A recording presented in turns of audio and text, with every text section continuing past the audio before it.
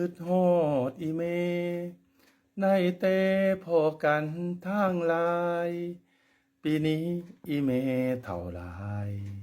สำบายดีบ่อีเมจ้องแต่หน้าจอลังเทือหัวรอมวนเท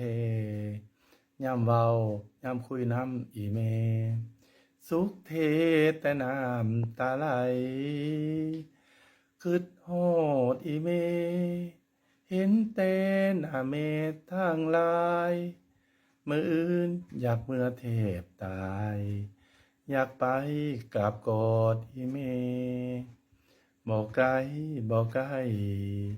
พ่อไปพ่อมาได้เทเวียกงานขันลูกขันเมได้แต่เห็นอีเมทางลายน้ำตาไหลมายามสิถามข่าวได้ยังน้อกินข้าว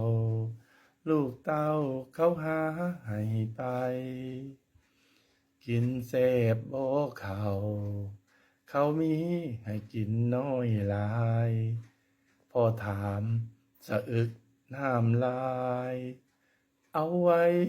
สำนีน้อเมคืดฮอดอีเมคงแค่2-3มื้อปลายสิไปเด้อสิไปกินข้าวง่ายสิไปกับกอดอีเมลูกสุขสำบายแต่ใจอยู่น้ำอีเมเสาร์นี้ต้องไป